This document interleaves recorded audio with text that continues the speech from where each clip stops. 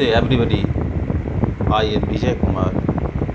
Today I am going to share a poem from class 12, Keeping Quiet by Pablo Neruda. About the author Pablo Neruda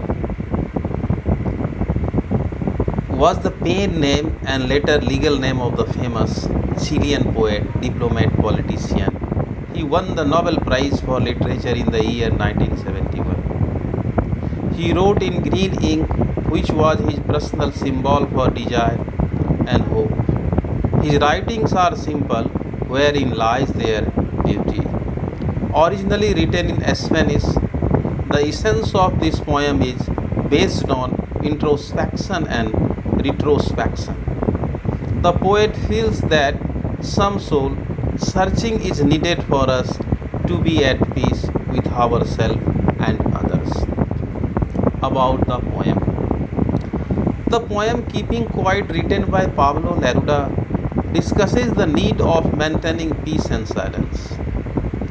He stresses upon being quiet and harmless to the human beings, animals and environment. He suggests that in order to maintain peace and harmony, it is required to stop and introspect ourselves. First stanza. Now we will count to 12, and we will all keep still for once on the face of the earth. Let's not speak in any language. Let's stop for 1 second and not move our arms so much. Here the poet says, the poet asks everyone to count up to 12 in their mind. The number 12 represents the hours of the day or the month of a year. He wants all of us to be calm and still. People across the nation have to unite together so they shall not speak their own languages, rather they all shall keep quiet and speak the languages of silence. This will bring unity among all the humans on the face of the earth. For at least one moment, no one shall move his arms either to signal or to fight or argue with each other. The poet here requests everyone to count till 12 in their own mind and to stop for a while.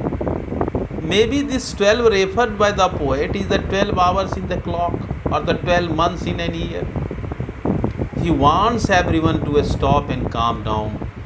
The poet urges everyone not to speak any language, as we all know that there are different languages spoken in different parts of the earth, which sometimes become a barrier in our way for peace.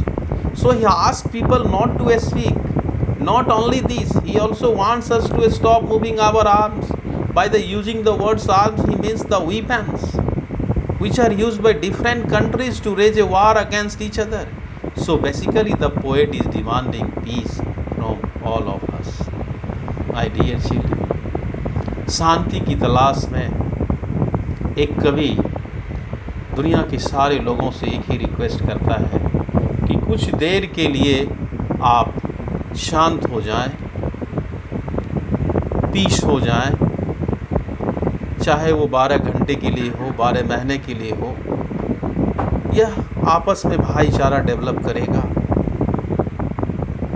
हम लोगों को अंदर झांक करके देखने का मौका मिलेगा।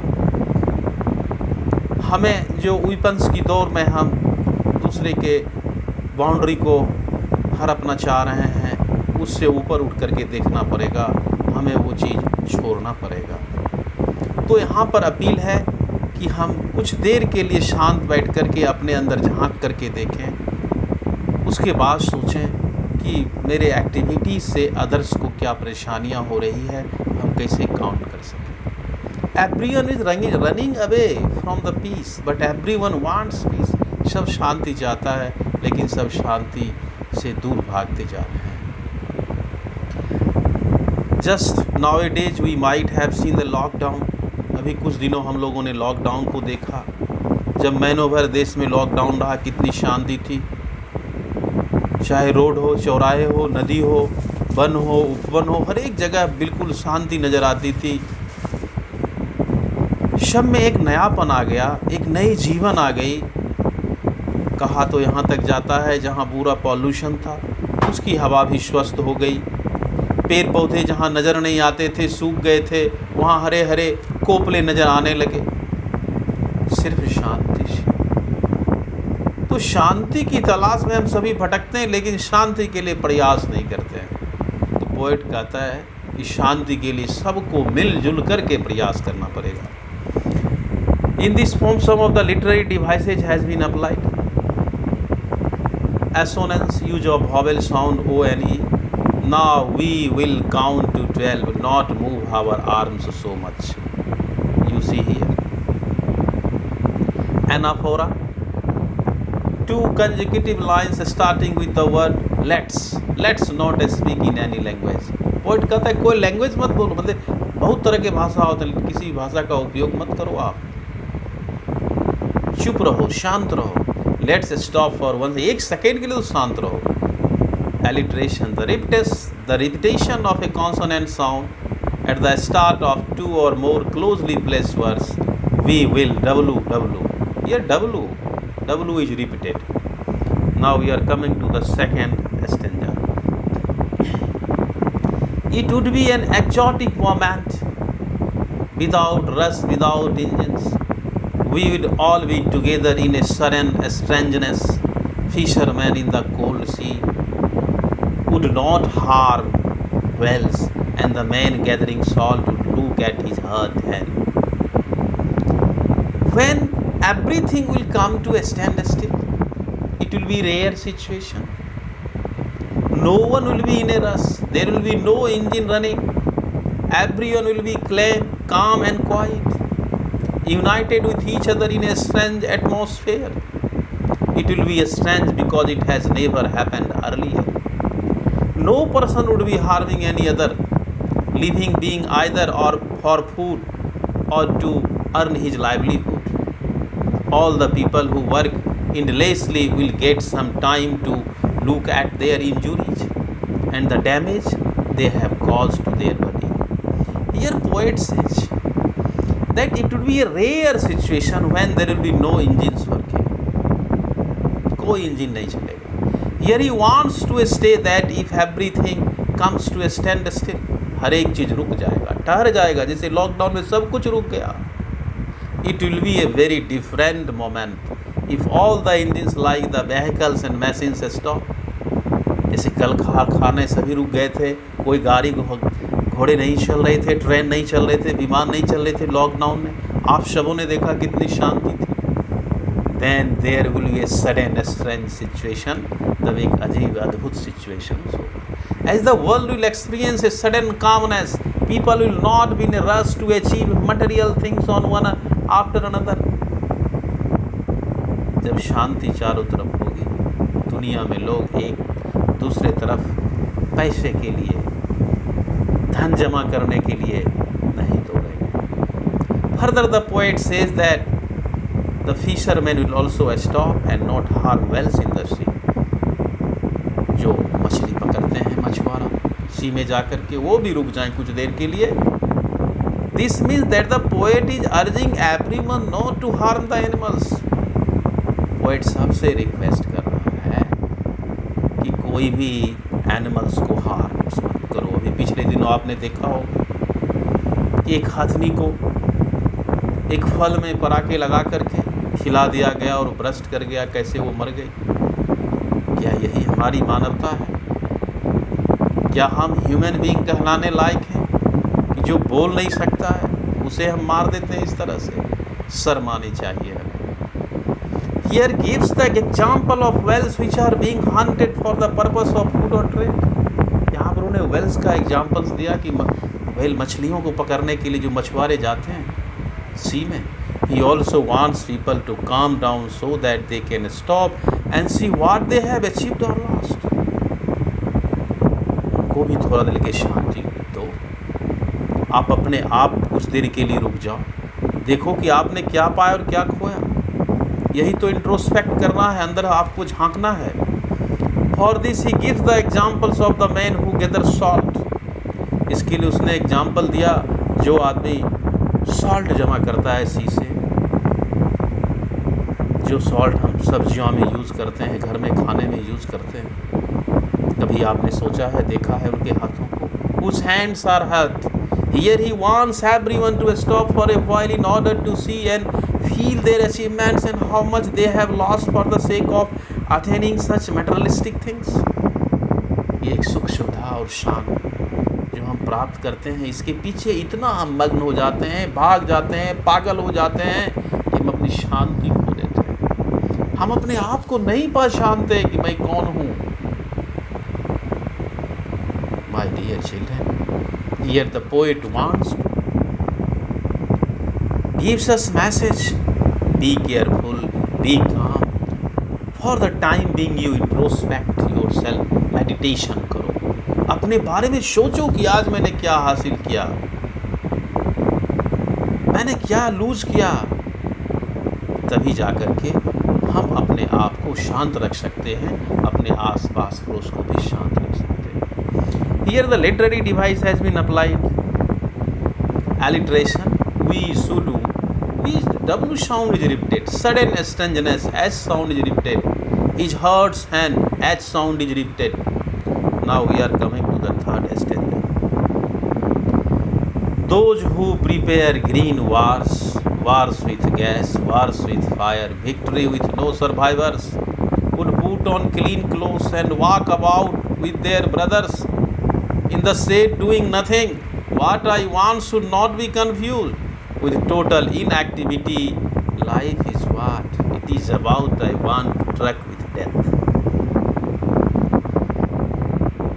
The people who exploit the green wealth of nature by deforestation or mining or fishing in the deep seas, and the soldiers who use weapons to kill fellow human beings, need some time to introspect into the consequences of their actions. They are barely doing their job or following orders. कभी यहाँ कहता है कि जो व्यक्ति exploit करता है green wealth को, डिफॉरेस्टेशंस में लगा हुआ है, पेड़ काट रहे हैं, हमारे प्रकृति को बर्बाद कर रहे हैं, जो ज़्यादा से ज़्यादा खुदाई कर रहे हैं, माइनिंग में फंसे हुए हैं, जो ज़्यादा से ज़्यादा मछलियों मार करके पैसा कमाने में लगे हैं, वो सैनिक जो वेपन्स लेकर के मारने में लगे हुए हैं, वो तो सिर्फ अपना काम करते हैं। They are merely doing their job. वो तो ऑर्डर फॉलो करते हैं, उनकी क्या गलती है? फिर गलती उनकी है जो ऑर्डर देते हैं क्या? He wants them to put on new clothes, to adopt a new approach towards life and to realize that killing so many people is not a victory. He wants all of us to unite as one. Consider our enemy to be our brother. He is promoting brotherhood, peace and unity. He does not want us to stop our works, but to take some time and analyze the result of our deeds. The poet asks everyone to stop those activities which are damaging the environment. Poet कहता है कि जो हमारे environment को बर्बाद कर रहा है, उस एक्टिविटीज़ को रोकिए, प्लीज़ रोकिए। Today all the human beings are making money by damaging the environment with their activities such as mining, deforestation, letting the chemical waste into rivers. फैक्ट्रियाँ खुल गई है, केमिकल वेस्ट गंगा में बह रही है, नदियों में बह रही है, बर्बाद हो रहा है जल। कोई सोचने वाला नहीं है, अपनी मुनाफे की बात करता है, पेड़ काटे जा रहे हैं, मनी के पीछे दौड़ रहे हैं लोग। इन्वायरमेंट बर्बाद जाए, बाहर में चला जाए, उसको कोई मतलब नहीं है। वो सोचते नहीं हैं कि उन्हीं ऐसे जो सत्ता लोलुप लोग हैं, लोभी हैं, जो हमारे दुश्मन हैं वातावरण के, उनको वो सावधानियाँ बरतने के लिए कह रहा है। The poet ask us not to do so. हम सबों से कहता है कि अगर हम लोगों में से जो ऐसा करता है वो मत करो please. He also requests people not to involve in wars as there is no benefit of achieving such victory in which no one is left alive. कहता है कि पोएट ऐसा युद्ध से क्या फ़ायदा जब विजय होने के बाद कोई आदमी जिंदा मिले ही नहीं। कृपया युद्ध की बात मत सोचा कीजिए, बात इससे हल निकालना सोचिए। शांति ही और शांत रहने से ही हर एक समस्या का हल होता है। He says so because wars and environmental damage will lead to no life on earth. चाहे हम इन्वायरमेंट को डैमेज कर रहे हैं या वार्स कर रहे हैं, एक दूसरे के साथ लड़ाई कर रहे हैं, युद्ध कर रहे हैं, इससे नुकसान सिर्फ धरती का ही नहीं, मानव जाति का भी होगा, एनिमल्स का भी होगा, सबका नुकसान होगा। Rather he wants people to adopt a new approach towards life and mankind. Poet कवि लोगों से अपील करता है कि जिंदगी के प्रति एक नजरिया बदले। नजर बदलो नज़ारे बदल जाएंगे, शहर बदलो सहारे बदल जाएंगे। He says that you should treat your enemy like brothers and promote peace and harmony in the world. वो कहता है कि अपने दुश्मन को भी ब्रदर्स की तरह का ट्रीट करो, तो दुनिया में आप भाईचारा और शांति को प्रमोट कर सकते हो, फैला सकते हो। Some of the literary devices has been applied here. Alliteration, wars with W sound is repeated. Clean clothes, C sound is repeated. Assonance, use of vowel O. Victory with no survivors would put on clean clothes and walk about their brothers. Repetition, use of verb. Fourth stanza now we are coming to. If we are not so single-minded about keeping our lives moving, and for once could perhaps a huge silence might interrupt this sadness of never understanding ourselves and of threatening ourselves with death. All human beings work endlessly with the aim of completing all their tasks. They are driven by the target of survival and the threat of death. So they are in a mad rush to accomplish all their work. He says that perhaps if they pause for a while, they can appreciate their achievements and life should become happier. He suggests that by keeping quiet, we will be able to understand the purpose of our life.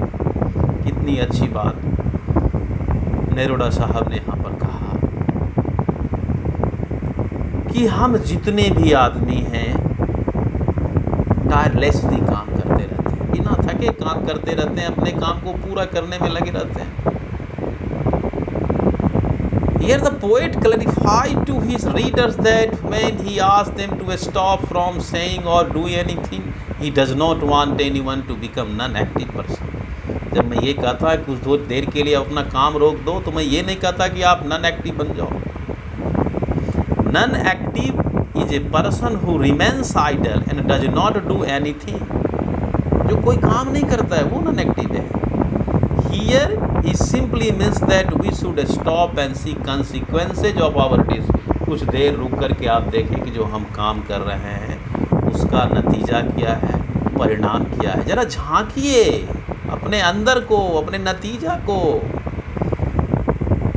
हम झांकते नहीं, हम काम करते चले जाते हैं अपने ज़िंदगी जीने के लिए, लेकिन कभी थोड़ा समय निकाल करके हम सोचते नहीं हैं इसका परिणाम क्या हो रहा है। The poet does not want to see people being killed due to their greed for money and expansion of territories.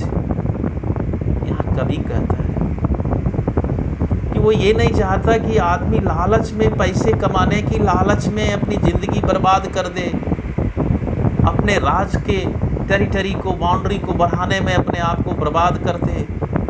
जिंदगी मिली है बहुत गिफ्ट, बहुत बड़ी गिफ्ट है भगवान की। We must enjoy it together. Further he says that people are continuously working to achieve their tasks without even thinking about their results. लेकिन आज के दिन लोग पैर एक कदम आगे बढ़ा देते हैं, रिजल्ट नहीं सोचते हैं। कुछ भी करने से पहले एक बार रिजल्ट सोचना चाहिए, चिंता नहीं करनी चाहिए, but we should think about the result कि इसका परिणाम क्या क्या हो सकता है। They are in a fear of death and therefore want to achieve most of the things before their death. हम इतनी जल्दीबाजी में हर एक चीज़ दुनिया का सब कुछ लेकर के जमा कर देना चाहते हैं। इस दुनिया को छोड़ने के पहले। Here he urges them to stop for a while and take some moment to relish on what they have achieved till now. यहाँ पर पोएट कवि कहता है कुछ देर रुको, रिलीज टेस्ट करो। जिंदगी में आपने जो अचीव किया रुक करके थोड़ा टेस्ट करो, इसको एंजॉय तो करो भाई। Everyone here is living a life in which he wants to achieve various things and one after another. But now the poet says it is the time to stop and see what has been achieved and should be enjoyed. This will help us escape the sadness which has become a prominent in our lives. हमारे ज़िंदगी में आज उदासी ज़्यादा छाई। अगर एक step हम आगे बढ़ते हैं, नाकामयाब या हाथ लगती है, हम कामयाब नहीं होते हैं, सक्सेस हाथ नहीं लगती, तो हम अपसेट हो जाते हैं, डिप्रेशन में चले जाते हैं। भाई समझ में नहीं आता, वो स्वाभाविक है, नेचुरल है उदासी होना, लेकिन आप उस वक्त ज़िंदगी के उन क्षणों को याद करो जो बेहतरीन क्षण होता है। थोड़ा बाहर निकलो, लोगों के साथ मिलो जुलो, देखो, एंजॉय करो बागों को, बगीचों को। घर में तो अकेला कभी रहना ही नहीं चाहिए। The sadness of not enjoying what we have achieved and the greed to achieve what next is in the list to be achieved. हर जगह अगर उदास में रहेंगे तो हम कभी ये एनालाइज नहीं कर सकते हैं कि मैंने क्या अचीव किया, क्या छूट गया, क्या मैंने एंजॉय किया, तो फिर लाइफ तो मेरी बर्बाद हो जाएगी। इसलिए वो इट ऑलवेज अपीलिंग कि हमें कुछ देर रुक करके we must introspect our self, we must relish the test of our achievement and we must analyze it. Some of the literary devices has been applied in this stanza are here. Alliteration, we were so single-minded. Enjoyment and for once could perhaps a huge silence of threatening ourselves with death. Now we are going to the fifth stanza. Perhaps the earth can teach us as when everything seems dead and later proves to be alive. Now I will count up to 12 and you keep quiet and I will go. The poet suggests us to take a teaching from the nature. As the earth undergoes changes in winter, everything freezes, becomes lifeless, but after some time the season changes again and everything comes back to life. हमें प्रकृति से भी कुछ सीखना चाहिए। प्रकृति में मौसम एक जैसा सब दिन नहीं रहता, मौसम बदलते रहते हैं। आपने देखा होगा कि जाड़े के दिनों में बर्फ जम जाती है, सब कुछ ठहर जाता है, वादियाँ जो गुलजार रहती है वहाँ पर सिर्फ बर्फ की छाइयाँ पड़ी रहती है। लेकिन कुछ दिनों के बाद जैसे ही मौसम बदलता है फिर बाहर आ जाती है, बसंत आ जाती है। मेरे दोस्तों, ज़िंदगी भी यही है। कभी बारिश होगी ज़िंदगी में, कभी कड़ी धूप होगी ज़िंदगी में, कभी आंधियाँ चलेगी ज़िंदगी में, कभी धड़कन तेज हो जाएगी, कभी अर्थक्वेक भी आ जाएगी और कभी बसंत की बहार भी आएगी। Similarly, taking a pause and introspection into our lives will give it a new meaning. We will be able to understand the purpose of our life. It will be like a rebirth of the soul. दोस्तों, भगवान कृष्ण ने भी गीता में कहा है कि Why do you worry? तुम चिंता क्यों करते हो?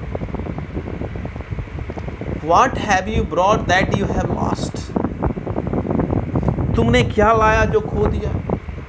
Whatever you have taken here, you have lost here. जो कुछ भी तुमने यहाँ पाया यहाँ खोया। जब आपने कुछ लाया ही नहीं तो खोया क्या? This body is made up of 5 things. ये शरीर 5 चीज़ों से बना है। क्षितिजल पावक गगन समीरा, पंच तत्व रचित अधम शरीरा। भगवान कृष्ण ने भी गीता में कहा ये शरीर 5 चीज़ों से बना हुआ है। क्षिति, जल, पावक, गगन, समीरा। क्षिति सॉइल जिसे आप कहते हैं, पृथ्वी, जल वाटर, क्षितिजल पावक, पावक मीन्स फायर, गगन, गगन मीन्स आकाश, और समीरा मीन्स हवा। ये 5 चीज़ों से बना है और 5 चीज़ों में ये मिल जाएगा। ये तो परमानेंट रहने वाला चीज़ नहीं है बड़ी, लेकिन सोल इसमें जो रहता है वो हमेशा रहता है। वो फिर नया जन्म लेता है, नई शरीर में वो प्रवेश कर जाता है, वो परमानेंट है दोस्तों। ठीक उसी ढंग से अगर हम कुछ देर रुक करके अपने अंदर में झांकेंगे, देखेंगे, सोचेंगे, इंट्रोस्पेक्ट करेंगे, मंथन करेंगे, आत्मंथन करेंगे कि हमारी ज़िंदगी का पर्पस क्या है लाइफ में, तो यह हमको, हमारे सोल को एक नवजीवन प्रदान करेगा, नई जिंदगी देगा। The poet has conveyed to all the people the purpose of his message, and so he asked them once again to take a pause, count till 12 and walks out of the scene, keeping the scene open for all the people on the earth to experience this for times to come. So now the poet suggests to human beings that we should learn a lesson from earth. पृथ्वी से हमें एक lesson लेना चाहिए, और सबसे बड़ा patience का lesson कहीं से मिलता है तो पृथ्वी से मिलता है। कितना अच्छा खराब चीज़ हम यहाँ फेंकते रहते, लेकिन कभी पृथ्वी ने रिवोल्ट नहीं की। और हमारे आसपास जितने भी नेचर्स हैं, everything teaches us. During the winters everything फ्रीजेज and becomes lifeless.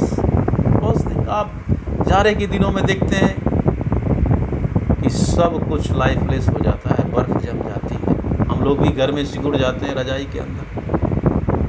But when season changes and it's onset of spring season, everything present in the nature such as tree, birds, river etcetera gets life. और जैसे ही ठंड खत्म होती है, आप पेड़ में भी देखते हैं नए नए खोखले आ जाते हैं, चिड़ियाँ भी चहकना शुरू करती है, कोयल भी कू कू करके आवाज़ देना शुरू कर देती है, रिवर्स भी लहलहा जाती है, और लाइफ एक नई जिंदगी लेती है।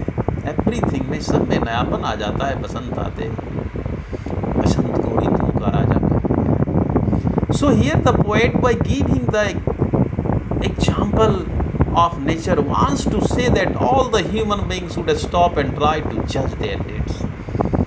वो रिक्वेस्ट करते हैं सारे ह्यूमन बींग्स कि आप कुछ देर के लिए रुकिए और अपने कर्मों को जज कीजिए। डीड्स मतलब कर्मों को जज कीजिए आप प्लीज, कि आप क्या अच्छा कर रहे हैं, क्या खराब कर रहे हैं। They can try and make their life better with calmness, piece.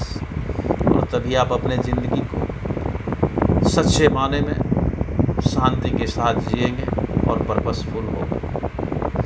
Finally, he ends up by saying that now he will count up to 12, so that we all may become quiet. वो कहता है कि हम 12 गिनते हैं, थोड़ा देर के लिए आप शांत होकर सोचो। Here quiet means to calm down. Ourselves move toward the path of peace and harmony. और चलो आगे बढ़ते हैं उस पथ पर जहाँ शांति है और भाईचारा है। After saying, he says, I will go. He says so as he has conveyed this message to the people and wants them to be left alone to think about it and work in the direction of the peace. The message or the central idea of this poem is, in the poem the poet tries to tell us that we should stop our distracting activities and keep quiet for some time. By keeping quiet, he means that we should introspect ourselves and see with our behavior is doing to others. यहाँ पर poet ने हम लोग को एक संदेश दिया है, मैसेज दिया है कि थोड़ा देर के लिए रुक कर के हमें ये देखना चाहिए, झांकना चाहिए अपने अंदर कि हम जो कर्म कर रहे हैं वो कितना अच्छा है, कितना खराब है, इसे हमारे आसपास पड़ोस में क्या प्रभाव पड़ रहा है, हमारे फैमिली में क्या प्रभाव पड़ रहा है, हमारे ऊपर क्या प्रभाव पड़ रहा है, और अच्छा हम क्या कर सकते हैं। Just this is all about the peace and harmony. That's all.